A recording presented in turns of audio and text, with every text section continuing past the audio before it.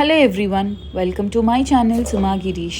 ఇవాళ మన ఛానల్లో రెసిపీ ఏంటంటే ఆల్రెడీ గెస్ట్ చేసే ఉంటారు కదా, వంకాయ మామిడికాయ కూర. So let's get started. First of all ఒక కడాయి తీసుకోవాలి, దాంట్లో ఆయిల్ తీసుకోవాలి. వంకాయ మామిడికాయ కూరకి ఆయిల్ కొంచెం ఎక్కువగానే పడుతుంది. అందులోనూ నేను చేస్తుంది స్టీల్ కడాయిలో కాబట్టి నాకు కొద్దిగా ఎక్స్ట్రా ఆయిల్ పడింది. ఆయిల్ హీట్ ఎక్కిన తర్వాత ఆవాలు, మినపప్పు, జీలకర్ర యాడ్ చేసుకోవాలి. అవి కొద్దిగా వేగాక పొడవుగా కట్ చేసి పెట్టుకున్న ఆనియన్స్ వేసుకోవాలి.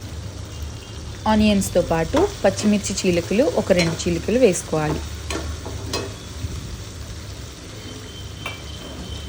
ఇప్పుడు ఒక 2-3 రెమ్మల కరివేపాకు యాడ్ చేసుకోవాలి. ఒక 5 మినిట్స్ ఆనియన్స్ మీద మూత పెట్టేస్తే త్వరగా మగ్గుతుంది.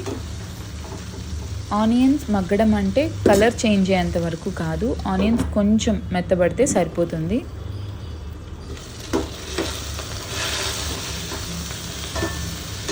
చూసారు కదా, ఆనియన్స్ ఇలా మగ్గిన తర్వాత టొమాటోస్ యాడ్ చేసుకోవాలి. ఒక 2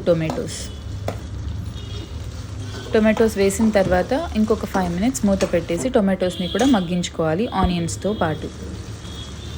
టొమాటోస్ మీద తొక్కు ఊడొచ్చేంత వరకు మగ్గించుకోవాలి. ఈ కర్రీ చాలా సింపుల్, ఎక్కువ మసాలాలు ఏమి ఉండవన్నమాట. ఓన్లీ ఉప్పు, కారం, పసుపు అండ్ ఒరిజినల్ వంకాయ మామిడికాయ ఫ్లేవర్ మాత్రమే వస్తుంది.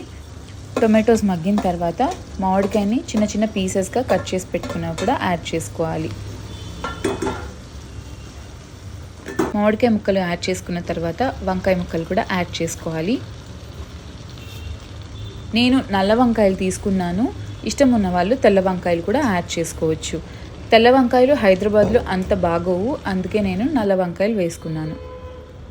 నల్ల వంకాయల్లో ఉండే ఇంకో అడ్వాంటేజ్ ఏంటంటే త్వరగా మగ్గుతుందన్నమాట, ఎక్కువ టైం పట్టదు. వంకాయలు వేసిన తర్వాత 1/2 స్పూన్ పసుపు, 2 స్పూన్స్ కారం యాడ్ చేసుకోవాలి. మామిడికాయ ముక్కలు కొద్దిగా పుల్లగా ఉంటాయి కాబట్టి కారం కొద్దిగా ఎక్కువ వేసుకున్నా కూడా బ్యాలెన్స్ అయిపోతుంది. టేస్ట్కి సరిపడా కల్లుప్పు యాడ్ చేసుకోవాలి. ఈ మొత్తం కర్రీ కూడా లో ఫ్లేమ్ మీద ఎంత ఎక్కువసేపు మగ్గితే అంత ఫ్లేవర్ఫుల్గా ఉంటుంది. ఇలాగా మనం వేసిన ఉప్పు, కారం, పసుపు అంతా కూడా బాగా మిక్స్ అయ్యేటట్టు ఇలా కలుపుకోవాలి. ఈ వంకాయ మామిడికాయ కూర నెల్లూరులో చాలా బాగా చేస్తారు అండ్ ఫేమస్ కూడా నెల్లూరులో వంకాయ మామిడికాయ కూర. ఒక 5 మినిట్స్ మూత పెట్టేసి కొద్దిగా మగ్గిన తర్వాత ముక్కలు మునిగేంత వరకు వాటర్ యాడ్ చేసుకోవాలి.